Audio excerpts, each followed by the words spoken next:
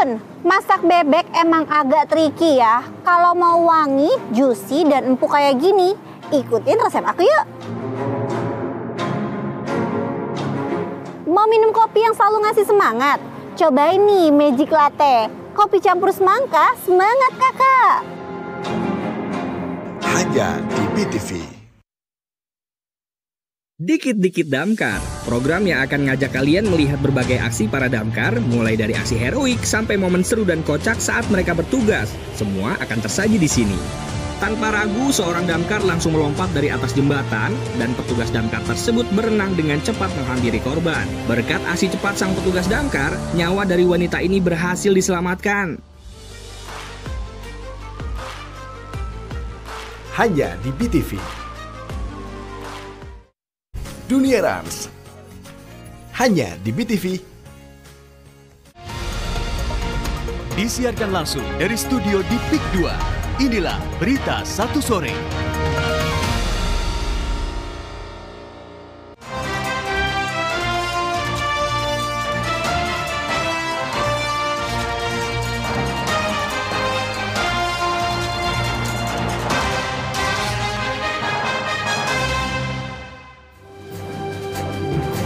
Ini nanti.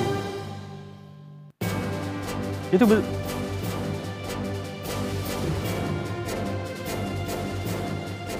Inggris, Kanada, Australia, dan Portugal secara resmi mengakui Palestina sebagai negara berdaulat. Menanggapi hal ini, Perdana Menteri Israel Netanyahu menegaskan tidak akan ada negara Palestina.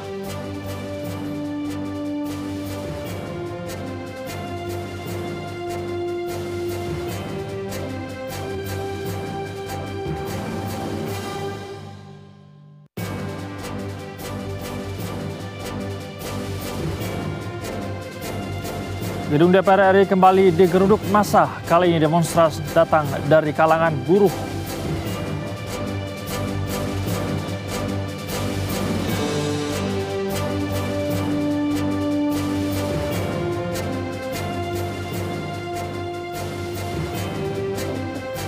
Presiden Prabowo Subianto tiba di New York, Amerika Serikat dan akan menyampaikan pidato pada urutan ketiga pada sesi debat umum PBB Selasa besok.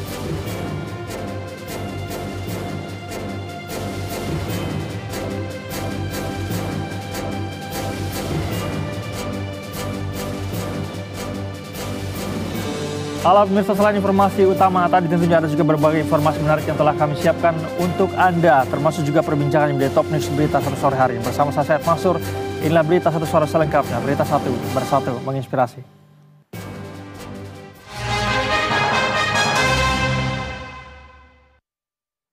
Kita ke informasi pertama, pemirsa. Gedung DPR RI kembali digeruduk massa. Kali ini demonstran datang dari kalangan buruh. Massa buruh terdiri dari Konfederasi Serikat Pekerja Indonesia atau KSPI, Federasi Serikat Pekerja Metal Indonesia, dan aliansi buruh lainnya.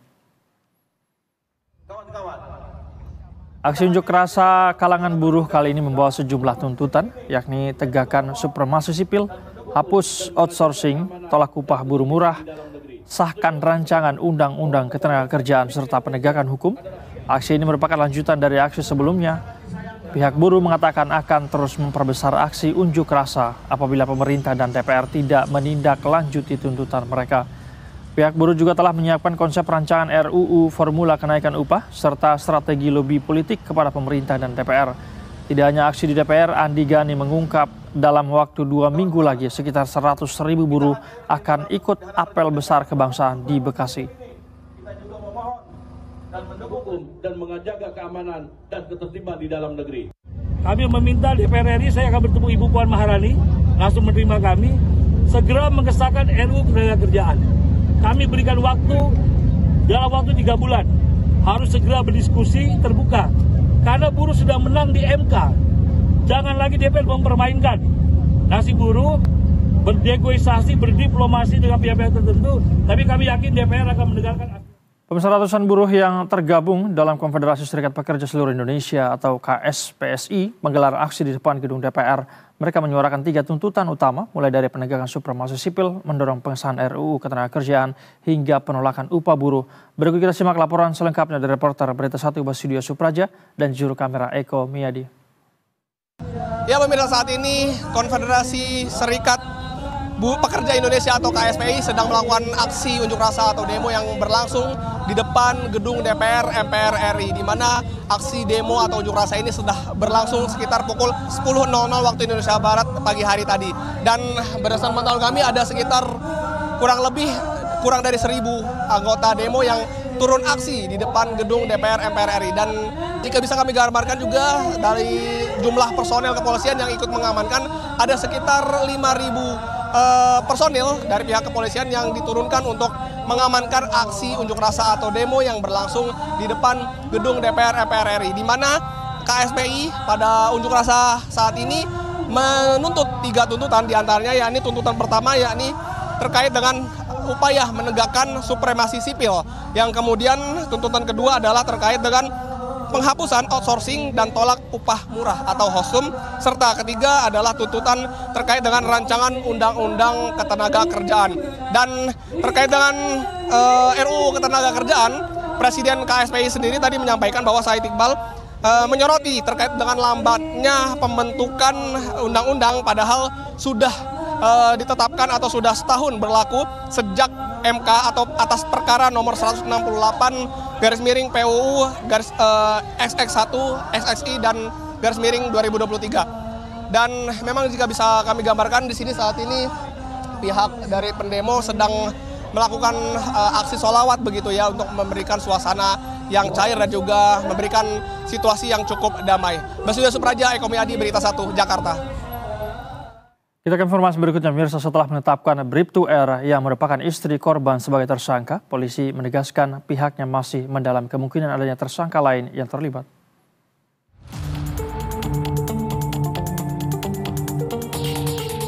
Penetapan Bribtu RS, istri dari almarhum Brigpol Esko, sebagai tersangka dalam kasus dugaan pembunuhan suaminya belum menutup penyelidikan kepolisian. Polda NTB menegaskan bahwa masih mendalami kemungkinan adanya tersangka lain yang juga terlibat. Kepala Bidang Humas Polda NTB, Kombes Pol Muhammad Khalid mengatakan, saat ini penyidik di Treskrimum masih terus bekerja untuk mengumpulkan alat bukti tambahan. Hal itu untuk memastikan apakah ada pihak lain yang turut serta dalam kasus kematian Brigadir Polisi Esko. Potensinya dan potensi pelaku. Pak, tersangkanya baru satu ya. Siapa Pak itu? Istri korban. Oke. Sekarang dia sudah ditahan di mana Pak? Nanti kita sampaikan ya perkembangannya. Sudah ditahan atau bagaimana? Nanti kita sampaikan. Lebih lanjut, Polda NTB memastikan penetapan tersangka terhadap Bribtu RS tidak menghambat proses penyelidikan lebih lanjut. Sebaliknya, langkah ini justru dinilai menjadi pintu masuk bagi penyidik untuk membongkar kemungkinan keterlibatan orang lain. Kasus tewasnya Brigadir Polisi Esko sejak awal memang menyita perhatian publik di NTB. Esko ditemukan meninggal dengan luka mencurigakan di halaman belakang rumahnya. Dan berbagai pihak pun mendesak agar kepolisian bergerak cepat mengungkap pelaku. Muhammad Alaluddin, Berita 1, Mataram, Nusa Tenggara Barat.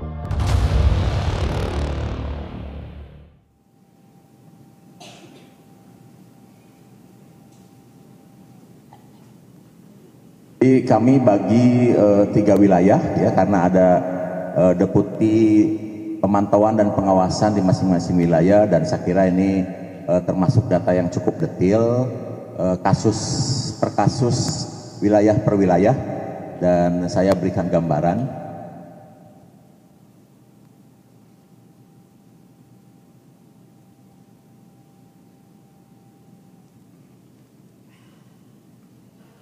Jadi ini untuk wilayah 1, ini wilayah Sumatera ya. Di sini ada 7 kasus yang kita catat. Misalnya 18 Februari itu ada SPPG 4 Lawang Tebing Tinggi Tanjung Kupang Sumsel. Ini 8 orang ya, 8 orang. Tadi kami sempat tanya di rapat ini, 8 orang ini sebetulnya sakit apa? Karena jumlah yang dilayani kan lebih dari 3.000 ya. Yang sakit 8 orang, jadi ini sedang kita perdalam 8 orang itu sakit perut biasa atau apa. Kemudian 25 Mei misalnya di SPG Pali Talang Ubi yang terkait dengan bahan baku cakalang ya, ini 172 orang dan ini pasti dari bahan baku ya, dari bahan baku cakalang. Nah, kemudian 22 Agustus 2025 di Indragiri Hilir ini ada 28 orang. Kemudian yang tanggal 26 Agustus itu ada di Tulung Pasik Mataram, baru Lampung, 27 orang, ini juga sedang didalami. Ini sebenarnya sakit apa karena 27 orang. Nah kemudian yang kemarin agak rame itu adalah di SPG Bungkul Lebong Sakti ya, sekitar 467 orang. Dan kemudian di SPG Sukabumi Lampung 503 orang. Serta terakhir 2 September itu di Padamaran 76 orang. Total di wilayah 1 ini 1.281 orang. Berikutnya, lanjut. Nah ini kemudian di wilayah 2, ini Jawa ya, ini memang kasusnya banyak karena SPG memang banyak sekali. Ya, dan dimulai dari 14 Januari di Indramayu ada 6 orang. Ini juga kita pertanyakan ini sakit apa gitu ya, apakah sakit perut biasa dan sebagainya. Yang 6 orang seperti ini kita harus detilkan karena bisa saja sangat terkait kasus orang per orang. Kemudian yang agak besar 19 Februari di Menes ada 480 orang ya, kemudian di Cianjur ini 254 orang, bahkan stoknya termasuk yang cukup lama. Jadi kami minta kepada SPPG di Cianjur untuk memperbaiki diri, memperbaiki fasilitas dan operasionalnya. Ini cukup lama, alhamdulillah sekarang sudah berjalan kembali. Kemudian yang besar juga ada di Bandung ya, 30 April. Ini karena proses pengolahan yang terlalu lama. Kemudian ini di Bogor yang cukup besar, 6 Mei. Ini jumlahnya ada 223 orang dan ini termasuk yang sakitnya bertahapnya cukup lama ya, karena kejadiannya makannya itu hari Selasa, muncul gejalanya Rabu pagi, kemudian Kamis bertambah, Jumat bertambah, Sabtu masih bertambah. Jadi ini kegiatan atau kejadian yang cukup aneh, dan oleh sebab itu kami minta SPPG-nya stop. Kemudian diperbaiki seluruh fasilitasnya, menyesuaikan diri dengan SOP-nya Badan Gizi. Dan ini adalah salah satu contoh SPPG yang merupakan akomodasi dari kantin sekolah. Jadi ini contoh kantin sekolah yang jadikan SPPG melayani sekolah itu sendiri dan juga melayani sekolah sekitarnya. Dan ini ternyata kejadian juga, ada 223 orang, lain-lainnya ada yang 2 orang ya, ini yang 2 orang saya tahu sakit apa nih, tapi kita catat semua, jadi tidak ada yang disembunyikan. Dan kemudian total yang terkena itu ada 2.606 orang, ini untuk wilayah 2, kemudian wilayah 3 termasuk yang paling sedikit kasusnya, ini hanya ada 11 kasus, dan yang terakhir, yang ini cukup spektakuler, memang di Banggai. Nah ini SPPG-nya SPPG yang lama, jadi bukan SPPG baru, tetapi kemudian mitra mengganti suppliernya. Jadi supplier yang lama yang biasa memasok cakalang, dan ikan cakalang sudah biasa dikonsumsi, tetapi kemudian mitra mengganti suppliernya dengan supplier baru, dan kemudian akhirnya terjadilah kejadian yang cukup besar, ada 339 orang, bahkan ada yang dirawat cukup lama, dan tim kami sampai turun ke sana ya. Dan kami kemudian mengingatkan dengan ada kejadian di Banggai itu agar mitra kalau mau mengganti supplier harus dilakukan bertahap, karena khususnya untuk cakalang kalau tidak membersihkan dengan baik memang cakalang ini sangat rentan terhadap alergi dan bahkan ada yang bisa mematikan. Jadi memang harus sangat hati-hati. Dan total dari seluruh yang ada di wilayah 3 ini ada 11 kasus dengan total jumlah 824 orang. Jadi total catatan kami itu ada sekitar 4.700 porsi makan yang menimbulkan gangguan kesehatan. Dan perlu Anda ketahui bahwa sampai hari ini Badan Gizi Nasional sudah membuat 1 miliar porsi makan. Jadi 4.700 menimbulkan gangguan kesehatan terhadap anak-anak, dan itu kami sesalkan. Kami terus perketat mekanismenya, misalnya SPPG baru kita minta agar memulai dengan jumlah kecil. Jadi kalau mereka punya daftar 4 atau 3.500 orang cakup dalam 20 sekolah, maka hari pertama kedua mereka disarankan untuk melayani 2 sekolah dulu, setelah mampu melayani naik gitu ya, kemudian naik sampai akhirnya bisa 3.500. Tapi untuk SFPG lama kami ingatkan agar mengganti supplier juga hati-hati, karena penggantian supplier bisa berdampak yang luar biasa, karena selama supplier lama aman, ternyata dengan supplier baru tidak aman.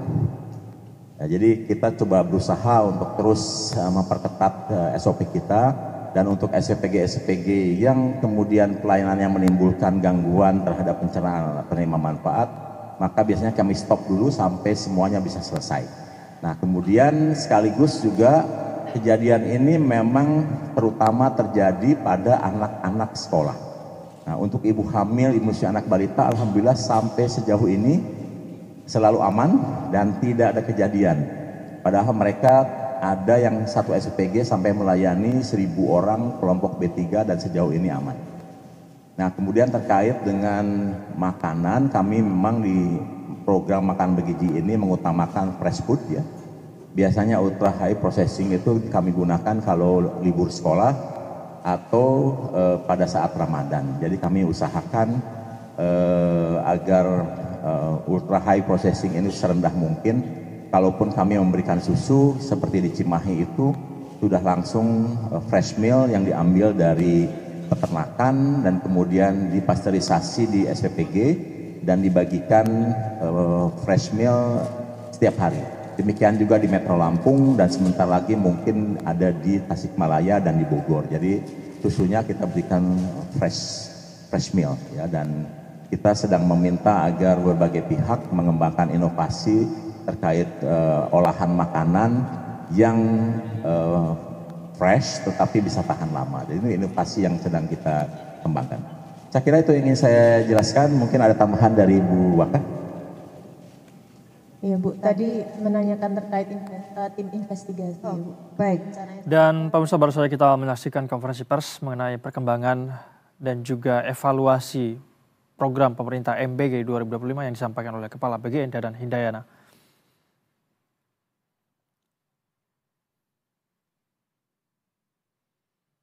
Dan pemirsa, kita ke informasi berikutnya. Saat ini media sosial tengah diramaikan dengan gerakan Stop Totot Wuk Wuk atau penolakan penggunaan strobo dan sirine secara serampangan. Menanggapi hal tersebut, Kakor Lantas Polri pun menyebut pihaknya berencana melibatkan sejumlah pakar untuk mengevaluasi penggunaan sirine dan strobo.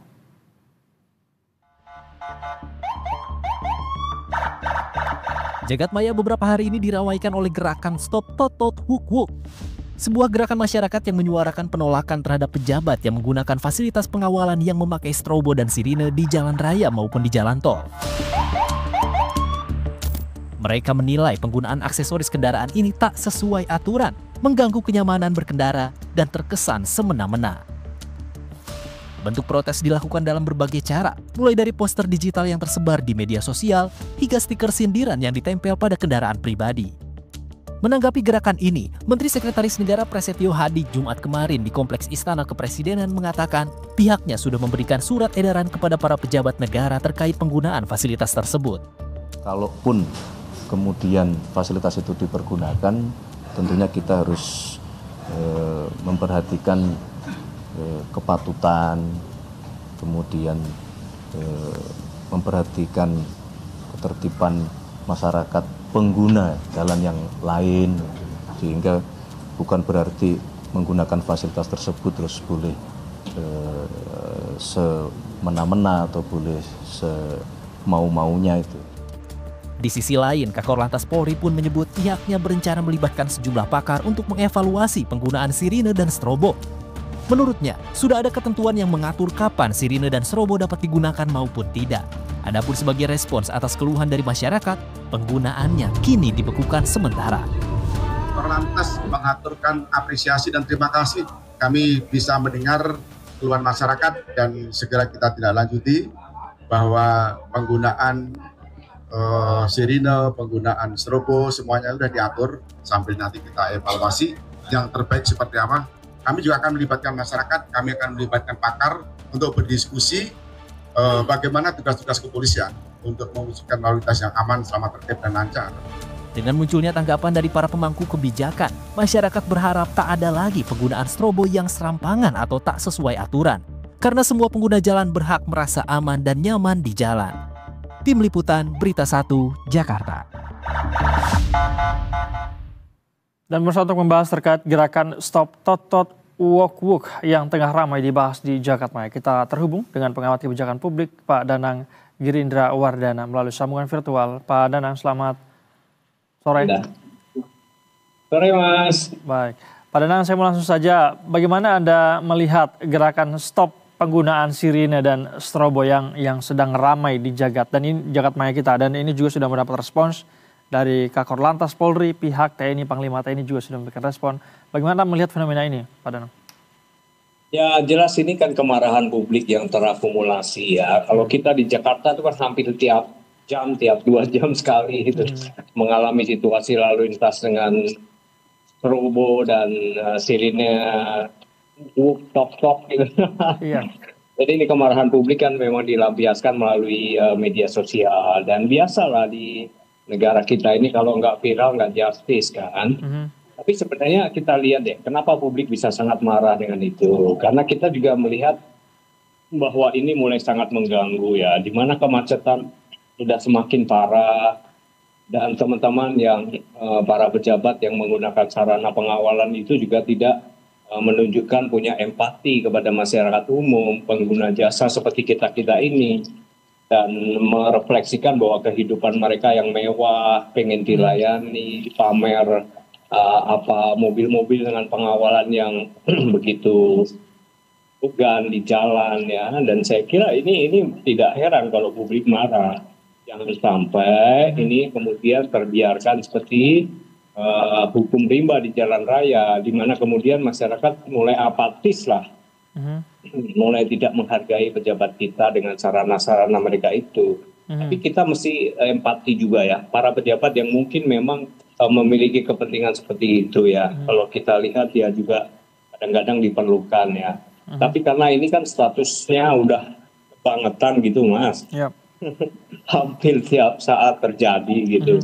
Dan tidak ada sebuah upaya kontrol oleh para pejabat itu untuk mereka juga harus tenggang tepos liro kepada pengguna jasa yang lain. Tapi Pak Danang, bagaimana Anda melihat kejadian yang belakangan ini, yang ini mungkin memicu gerakan di media sosial dan publik juga, bahwa banyak kemudian yang menyalahgunakan penggunaan strobo dan sirine ini? Apakah memang karena pengawasan dari pihak terkait, dalam hal ini Kakor Lantas misalnya, yang tidak terlalu ketat sehingga banyak yang menyalahgunakan ini, atau bagaimana Anda melihatnya? Ya, karena memang juga tidak ada kontrol atau pengawasan yang ketat. Seperti Mas sampaikan itu benar sekali. Kita juga lihat banyak sekali pengguna oleh pribadi ya. Saya yakin pribadi-pribadi itu juga orang-orang yang dekat dengan lingkaran pejabat tuh yang memakai itu gitu. Dan itu bisa dipasang dengan sangat gampang. Kalau kita datang ke toko aksesoris mobil, kita bisa beli dengan beberapa juta yang cukup murah saja sebenarnya. Nah, ini tidak ada satu kepatuhan masyarakat untuk tidak menggunakan strobo atau sirine itu sesuai dengan peraturan perundang-undangan. Karena kita juga melihat bahwa pejabat juga seenaknya begitu kok. Masa masyarakat tidak boleh melakukan hal yang mirip-mirip gitu kan, menjadi satu bagian dari seperti balas dendamnya publik kepada arogansi para pejabat. Tapi coba lihat deh Mas, betapa banyak regulasi-regulasi kita memang mengistimewakan layanan publik kepada pejabat ya. Contoh itu, misalnya layanan haji misalnya.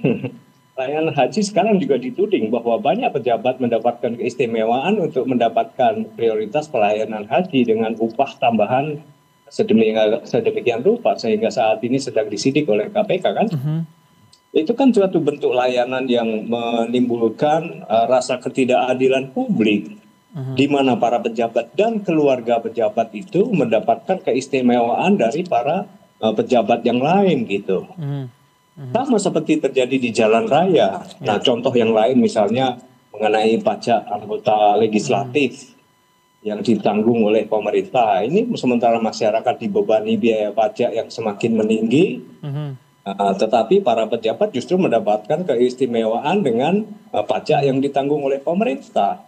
dari berbagai masalah-masalah keistimewaan yang diberikan pemerintah kepada para pejabatnya itu, kemudian memunculkanlah rasa persatuan publik untuk melawan. Siapa yang salah di sini? Ya pemerintah sendiri, teman-teman pejabat kita yang menunjukkan arogansi, suka dilayani, kemudian bisa mendapatkan keistimewaan seperti itu. Baik, Pak Danang, jika kemudian regulasi ini harus diperketat lagi begitu ya, harus dievaluasi lagi. Menurut Anda pejabat yang seperti apa yang seharusnya tetap mendapat prioritas di jalan raya, yang tetap memang harus diperhatikan oleh masyarakat juga? Ya, saya kira kan undang-undang sudah mengatur ya pimpinan negara atau pimpinan pemerintahan. Nah, ini mesti didefinisikan lagi kepada publik ya. Kalau presiden, wakil presiden, kemudian kendaraan-kendaraan umum, kepentingan umum ya, ambulans, pemadam kebakaran, saya kira oke ya. Tetapi sekarang kan melebar, pejabat-pejabat setingkat menteri, wakil menteri, eselon 1, kemudian pejabat-pejabat kepolisian, pejabat militer, kadang-kadang juga pejabat BUMN. Nah, ini kan kelihatan banget gitu. Coba kita lihat sarana jalan-jalan menuju lapangan golf tuh. Nah, ini coba. Artinya apa? Kita mesti mendefinisikan siapa yang boleh mendapatkan layanan lebih terkait dengan penggunaan lalu lintas sarana jalan umum.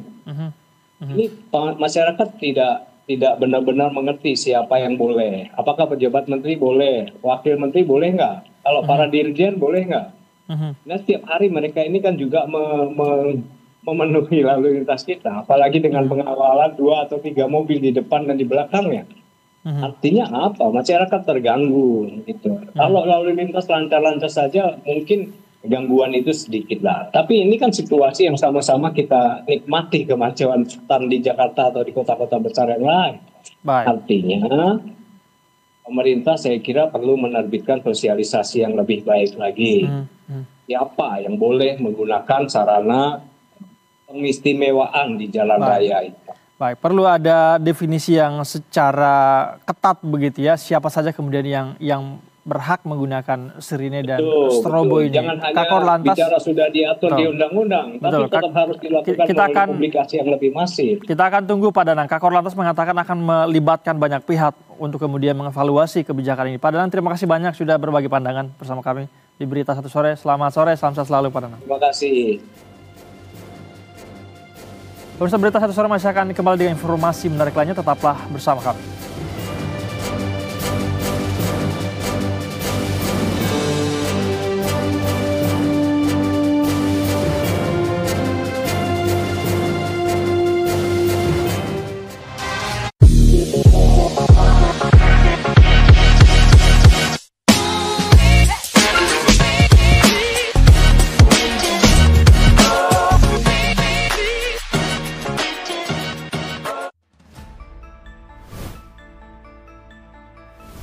Pemirsa, Komisi Pemberantasan Korupsi atau KPK melakukan penggeledahan di Direktorat Jenderal Penyelenggaraan Haji dan Umroh atau PHU Kementerian Agama. Satuan Tugas Garuda Merah Putih 2 memulai misi kemanusiaan ke Gaza, Palestina. Inilah berita saat utama selengkapnya.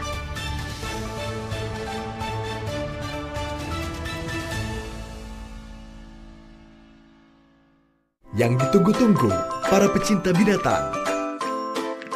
Wah, abis bergadang nih kayaknya kamu, Nyet. Mulai dari anabul yang lucu hingga reptil dan unggas dengan kelakuannya yang menghibur setiap hari. Kali ini Karimba mau membahas tentang hewan yang lucu dan gemes abis. Saksikan Dunia Binatang hanya di BTV.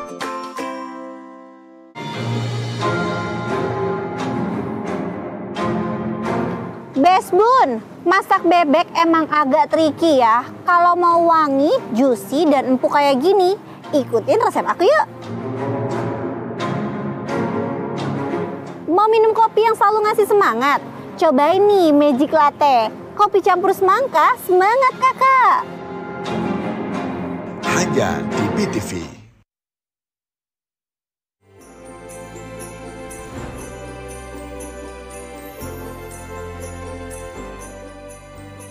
Saksikan program Rohani hari Minggu Saat Teduh bersama Philip Mantova. jam 6 pagi. Hanya di BTV.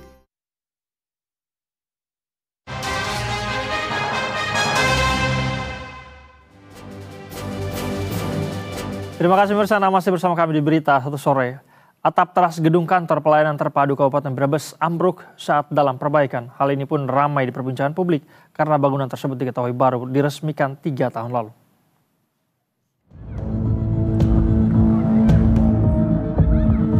Atap teras gedung kantor pelayanan terpadu Brebes diketahui tiba-tiba roboh saat tengah dilakukan perbaikan, di mana sebelumnya telah terjadi kebocoran air pada bagian depan. Sontak saja, peristiwa ini membuat kepanikan dari warga yang tengah beraktivitas di sekitar lokasi pada Minggu siang 21 September kemarin. Dentuman keras dan gemuruh debu pun membuat warga berhamburan setelah teras gedung yang sedang diperbaiki roboh dan menimpa 3 tukang. Ketiga korban pun langsung dievakuasi dan dibawa ke rumah sakit terdekat. Pemerintah kabupaten menyatakan bangunan sebelumnya kokoh dan masih tergolong baru karena baru diresmikan 3 tahun lalu. Namun saat diperbaiki justru roboh. Pemerintah daerah pun akan melakukan penyelidikan termasuk kemungkinan kelalaian teknis. Di sisi lain, Pemkab menjamin seluruh biaya pengobatan dari ketiga korban, di mana ketiga korban merupakan pekerja bangunan yang mengalami luka-luka. Saat ini kan masih dalam pengerjaan. Kebetulan itu ada tukangnya juga ikut menjadi korban, ada 3 tukangnya. Karena memang dalam perbaikan. Ini masalahnya apakah di sini ada unsur kelalaian atau enggak, nah ini baru kita selidiki. Kenapa? Karena kalau bangunan kemarin-kemarin itu kan berdiri masih kokoh, tapi setelah ini kok ternyata rubuh. Kendati demikian, peristiwa ini tidak mengganggu pelayanan publik yang ada di Kabupaten Brebes. Selain itu, garis polisi pun sudah terpasang di sekitar lokasi kejadian dalam rangka proses penyelidikan penyebab robohnya atap teras gedung tersebut. Tim Liputan Berita 1.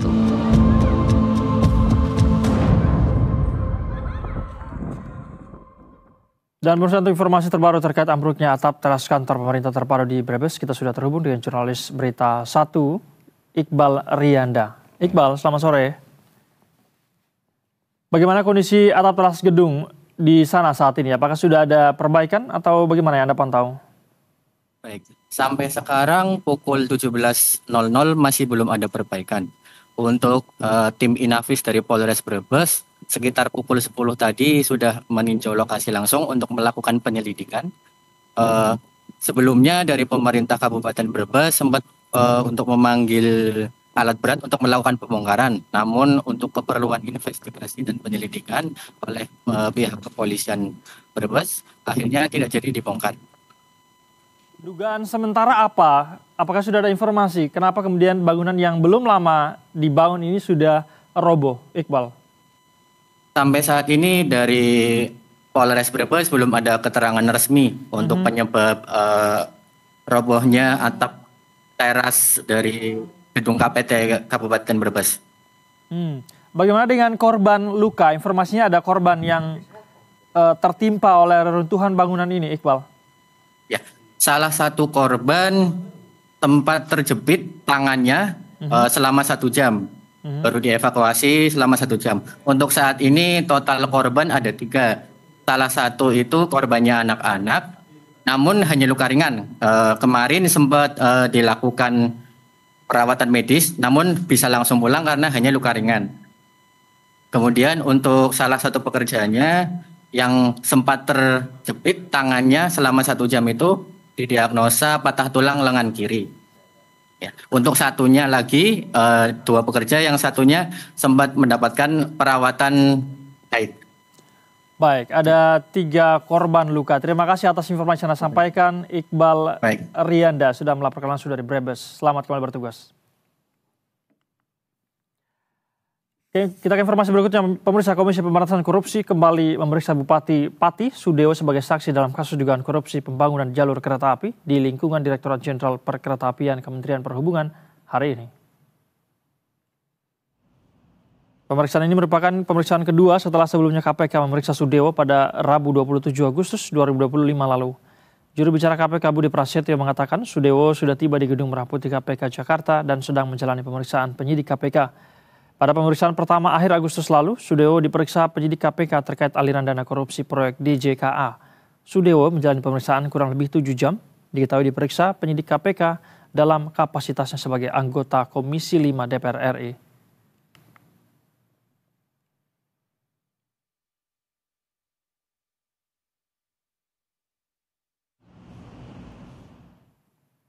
Mengenai informasi pemeriksaan Bupati Pati Sudewo di KPK, kita akan tanyakan kepada jurnalis Berita 1, ada Justinus Pat di KPK saat ini. Yus, selamat sore. Bagaimana pemeriksaan Bupati Pati kali ini? Apakah sudah selesai atau masih berlangsung? Baik, Said dan juga pemirsa Berita 1, penyidik Komisi Pemberantasan Korupsi telah memeriksa Bupati Pati Sudewo selama kurang lebih 6 jam sebagai saksi di dalam kasus dugaan tindak pidana korupsi pembangunan rel kereta api jalur daerah Jawa Tengah di Dirjen Perkereta-apian Kementerian Perhubungan. Tadi Bupati Sudewo keluar dari gedung KPK sekitar pukul 15.02 waktu Indonesia Barat. Hanya saja yang bersangkutan tadi tidak terlalu banyak berbicara karena sekurangnya 4 orang ajudannya berusaha untuk itu menghalangi para awak media dan juga mengkawal secara ketat Bupati Sudewo. Dan memang tadi dia sempat bicara terkait dengan pemeriksaannya sebagai saksi pada hari ini dan juga dia membantah itu mengembalikan uang itu kepada KPK. Selebihnya dia itu memilih diam ketika ditanya oleh para awak media. Sementara dari KPK sendiri melalui juru bicara KPK Budi Prasetyo mengatakan bahwa pemeriksaan Bupati Sudewo pada kali ini merupakan pemeriksaan terkait dengan pengetahuannya mengenai lelang dari proyek DJKA ini dan juga soal itu fee yang diterima oleh pihak-pihak lain termasuk oleh itu Bupati Sudewo sendiri. Pasalnya Said dan juga pemirsa Berita 1 bahwa Sudewo ini memang itu disebutkan merupakan itu salah satu pihak yang menerima suap sebesar 18,39 miliar dalam pekerjaan itu proyek ini dalam kapasitasnya itu sebagai anggota Komisi 5 DPR. Kita ketahui bahwa Komisi 5 DPR itu sendiri merupakan komisi yang melakukan pengawasan dan pengambaran di bidang infrastruktur termasuk itu pengkereta-apian. Bahkan itu Sudewo disebut juga itu mendapatkan jatah sekitar 0,5 dari nilai proyek 143,5 miliar. Selain itu Sudewo juga pernah diduga itu menerima uang terkait dengan proyek ini sebesar 720 juta pada September 2022 dan juga Jaksa KPK di dalam persidangan terkait dengan kasus ini menyebutkan pernah menyita uang sebesar 3 miliar. Saya dan juga pemirsa BTV, pemeriksaan kali ini merupakan itu pemeriksaan kedua setelah sebelumnya Bupati Pati ini Sudewo diperiksa oleh KPK pada tanggal 27 Agustus 2024 yang lalu. Pada pemeriksaan kali itu Sudewo diperiksa selama kurang lebih yaitu sekitar 7 jam dan dia itu membantah menerima aliran uang dalam kasus ini dan juga dia juga membantah yaitu mengembalikan uang sebesar 3 miliar ke KPK. Dia menegaskan bahwa uang yang disebutkan oleh itu KPK atau di persidangan terkait dengan kasus ini merupakan hasil jeripayanya selama bekerja di parlemen, baik itu gaji dan juga itu penghasilannya. Demikian saya. Baik, Yus. Pemeriksaan telah selesai, tadi berlangsung kurang lebih selama 6 jam begitu ya, tidak banyak disampaikan oleh Sudewo. Terima kasih atas laporan Anda, Justinus Pat melaporkan langsung dari KPK. Selamat kembali bertugas. Kita ke informasi berikutnya, pemirsa. Presiden Republik Indonesia Prabowo Subianto telah tiba di New York, Amerika Serikat. Presiden Prabowo akan menyampaikan pidato pada urutan ketiga pada sesi debat umum PBB pada Selasa besok.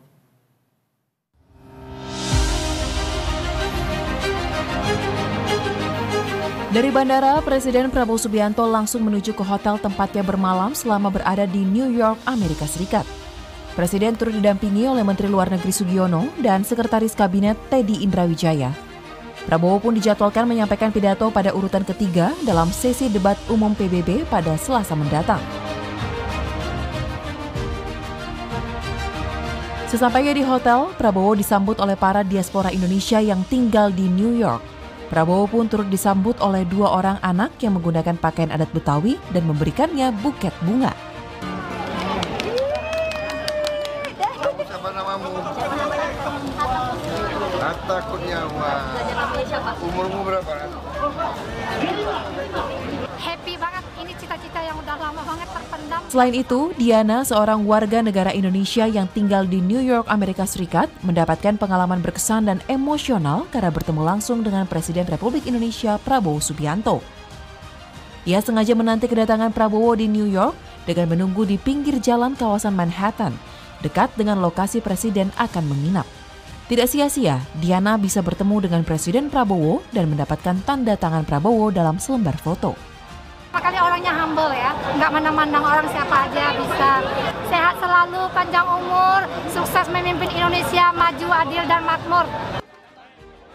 Sidang Majelis Umum tahun ini menjadi momentum penting bagi Indonesia. Selain kembali tampil di level tertinggi forum PBB, Indonesia juga akan menegaskan perannya sebagai pemimpin Global South yang konsisten menyuarakan agenda reformasi tata kelola dunia.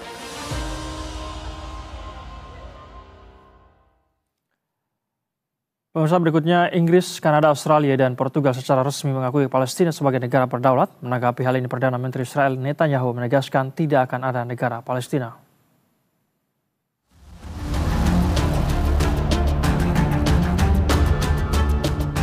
Inggris, Kanada, Australia, dan Portugal secara resmi mengakui Palestina sebagai negara berdaulat. Perdana Menteri Inggris Keir Starmer menyatakan pengakuan ini adalah upaya menghidupkan kembali harapan damai di Timur Tengah. Negara lain seperti Kanada, Australia, dan Portugal juga mengikuti langkah ini menyusul tekanan internasional yang semakin besar. Sementara itu, Perdana Menteri Israel Benjamin Netanyahu mengecam keputusan tersebut. Dia menganggap pengakuan-pengakuan tersebut sebagai imbalan besar terhadap kelompok teror. יש לי מסר ברור לאותם מנהיגים שמכירים במדינה פלסטינית לאחר הטבח הנורא ב7 באוקטובר. אתם מעניקים פרס עצום לטרור. ויש לי מסר נוסף עבורכם. זה לא יהיה. לא תקום מדינה פלסטינית ממערב לים. Pengakuan Inggris, Kanada, Australia, dan Portugal menambah daftar negara yang mengakui kedaulatan Palestina. Total ada 151 dari 193 negara anggota PBB yang kini sudah secara resmi mengakui kedaulatan Palestina. Beberapa negara lainnya menyebut mengakui namun belum secara resmi, sedangkan negara lainnya menolak pengakuan. Di sisi lain, Netanyahu menegaskan Israel akan terus berusaha melindungi keamanannya meski dengan menghadapi penolakan internasional. Pemirsa, kita akan membahas terkait pengakuan negara Palestina oleh Inggris dan sejumlah negara lain. Kita akan berdiskusi dengan aktivis kemanusiaan yang juga peserta Global Sumut Flotilla, Wanda Hamidah. Selamat sore waktu Indonesia, Bu Wanda. Ya, selamat sore, selamat siang di sini jam 12 siang. Baik, Mbak Wanda, saya pertama-tama Anda boleh ceritakan dulu ini lagi posisi di mana? Dan bisa diceritakan sedikit terkait bagaimana perjalanan menembus Gaza bersama Global Sumut Flotilla ini?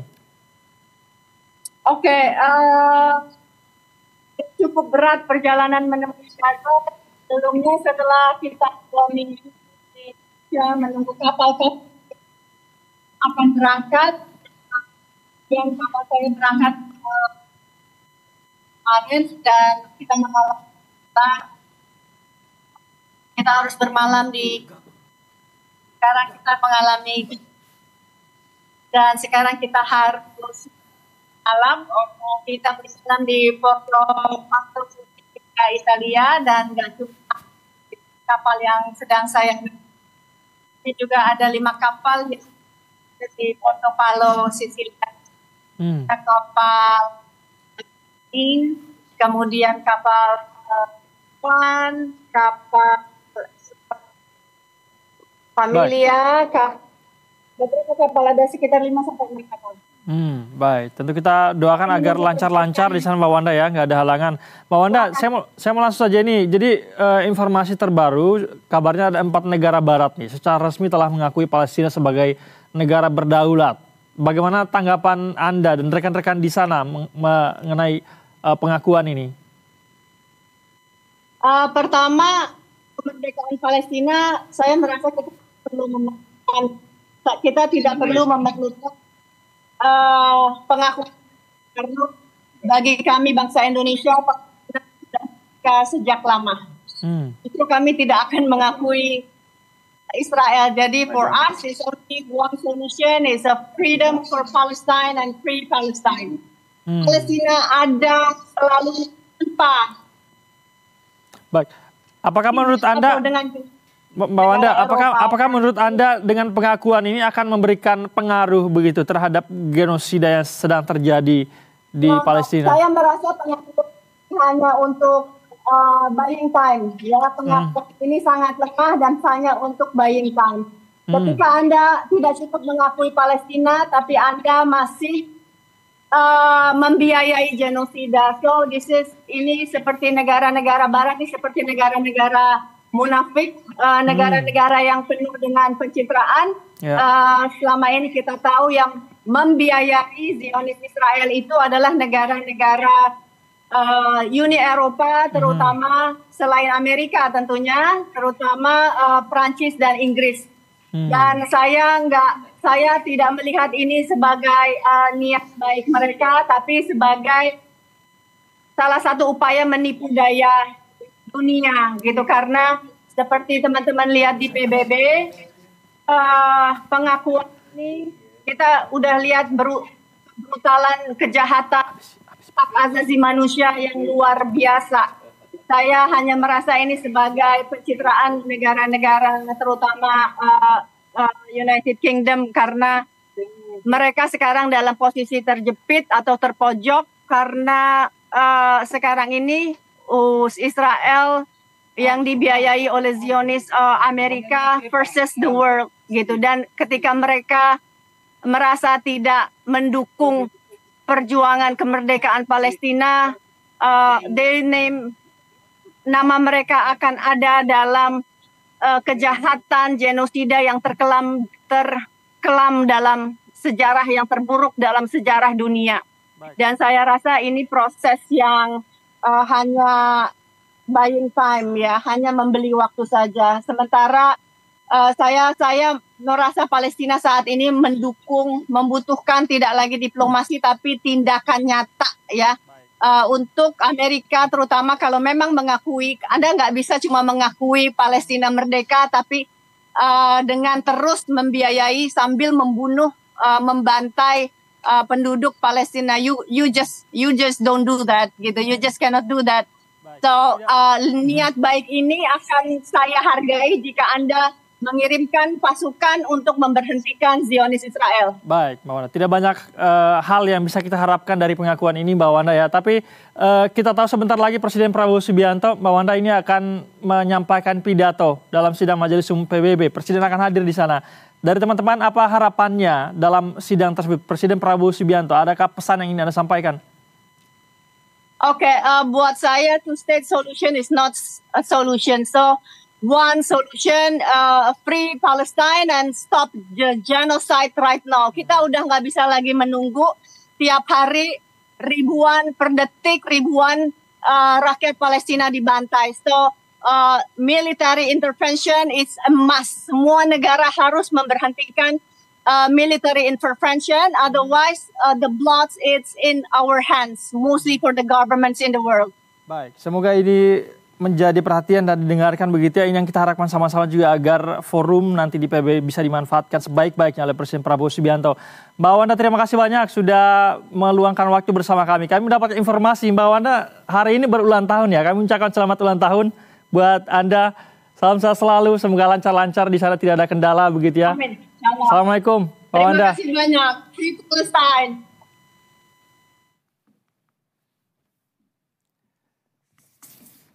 Pemirsa, berita satu sore masih akan kembali usai jeda berikut ini, tetaplah bersama kami.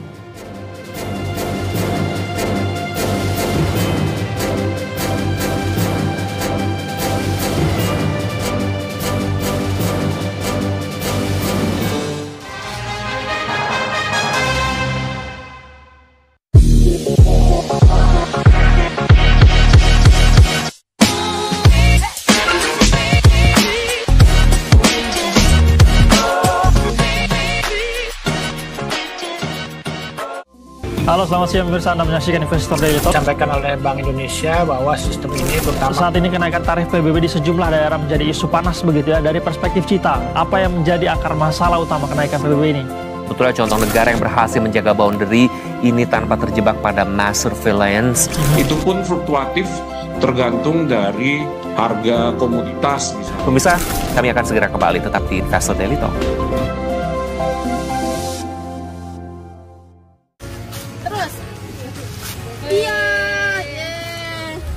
Dunia Rans hanya di BTV.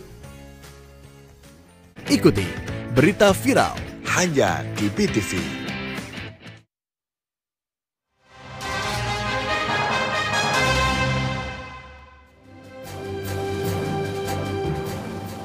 Bursa Kementerian Keuangan melaporkan defisit anggaran negara hingga akhir Agustus 2025 mencapai 321 triliun rupiah. Nilai ini lebih besar dari periode yang sama tahun lalu. Menteri Keuangan Purbaya Yudi Sadewa menjelaskan defisit saat ini sudah mencapai hampir setengah dari batas tahun 2025. Menurutnya, kenaikan defisit terjadi karena penerimaan negara turun, sementara belanja negara terus naik. Pendapatan negara hingga Agustus tercatat 1.638 triliun rupiah, turun dibanding tahun lalu. Sedangkan belanja naik menjadi 1.960 triliun rupiah.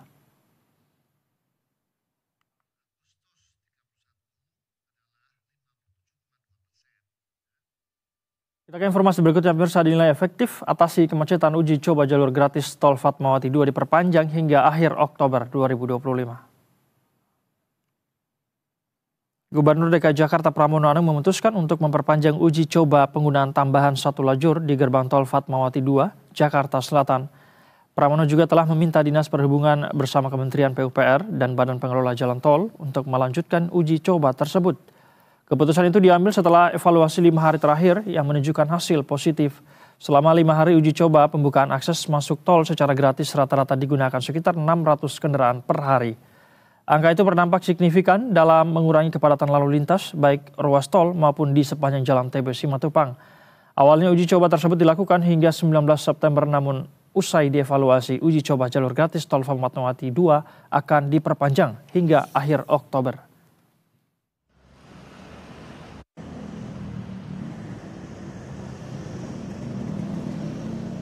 Pemirsa, Kepala Staf Presiden M. Kodari menanggapi isu soal penggunaan strobo atau sirine oleh para pejabat publik. Ia menilai para pejabat publik harus bijak dalam hal ini. Kepala Staf Presiden menyebut arahan terkait hal ini sejatinya sudah pernah disampaikan oleh Mensesnek Prasetyo Hadi. Mensesnek sudah menegaskan agar pejabat publik harus bijak dalam menggunakan fasilitas pengawalan dan mencontoh Presiden Prabowo yang hormat pada pengguna jalan lain. Terkait penggunaan strobo, Kodari bahkan mengaku ia sudah tidak pernah menggunakannya lagi. Namun jika memang mendesak pada kondisi-kondisi tertentu yang berkaitan dengan urusan pekerjaan publik, maka opsi menggunakan tersebut bisa dipertimbangkan.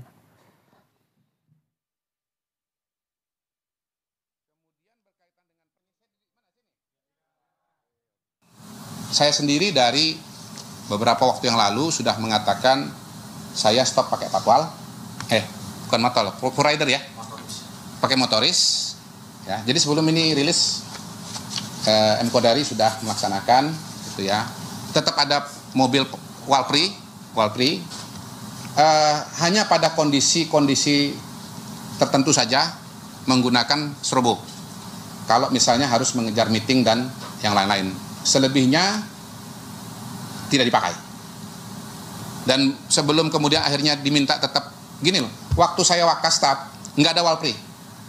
Saya jalan sendiri aja, pakai mobil Innova, ya. Dan bersama informasi tadi sekaligus menjadi penutup jumpa kita di program Berita Satu sore hari ini. Saya Said Masur atas nama seluruh kru yang bertugas mengucapkan terima kasih atas kebersamaan Anda. Berita Satu bisa Anda saksikan di First Media Channel 419 HD dan Channel 2 SD, InHome Channel 117, Bisnet Channel 24, dan Steve Channel 13, dan Transvision Channel 823, serta live streaming di berita1.com, serta akun YouTube Berita Satu dan aplikasi video. Jangan lupa untuk ikuti akun sosial media kami juga di Instagram, X maupun YouTube. Jaga kesehatan Anda, tetap semangat. Berita Satu, bersatu menginspirasi.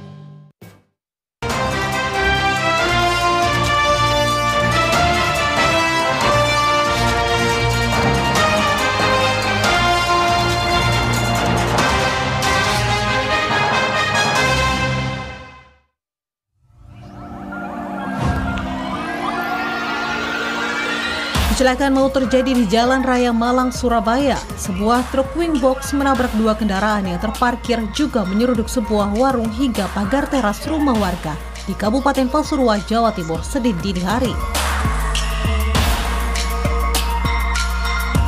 Berdasarkan rekaman CCTV milik pertokoan sekitar, terlihat detik-detik truk wingbox tersebut melaju dari arah Malang menuju Surabaya.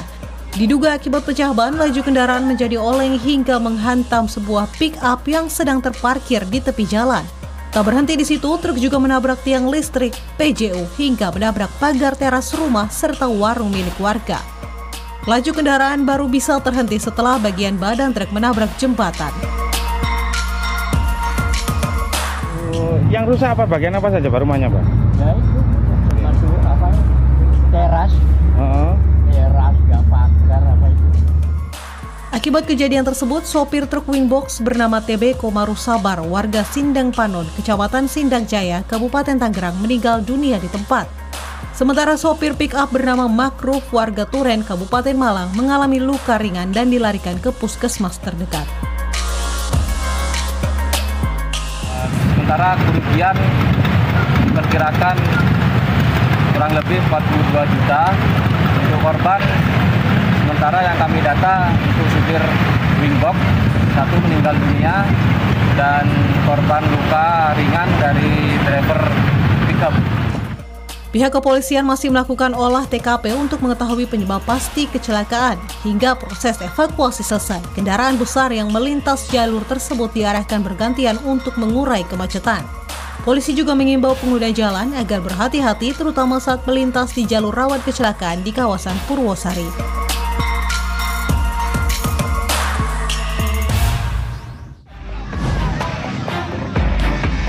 Berusaha kabur usai menabrak pengendara motor, seorang pengemudi mobil minibus diamuk massa di kawasan Jalan Gatot Subroto, Kecamatan Sungal, Kota Medan, Sumatera Utara pada Minggu malam.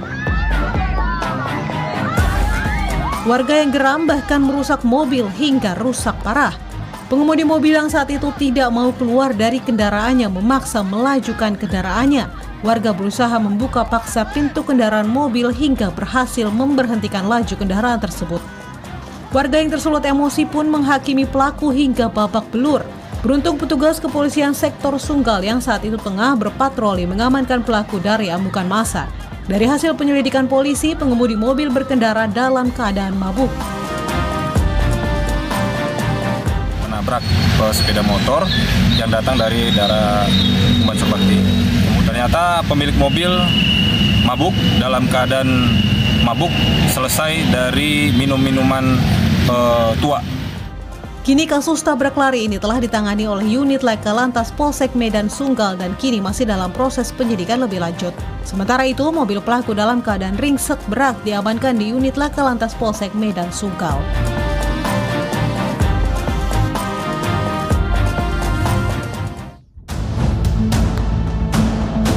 Nelayan asal Pangkalarang, Kota Pangkal Pinang mengalami mati mesin dan bocor pada kapalnya di perairan Rebo, Kabupaten Bangka, Provinsi Bangka Belitung.